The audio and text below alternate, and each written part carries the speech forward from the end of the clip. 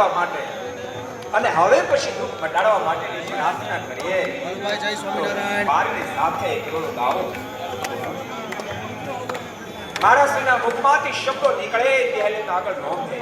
આદેહ છે તે હું નહીં એથી જુદા હું આત્મા છોય પીડા જે રોપને પીડ હે નથી પીધી એ છે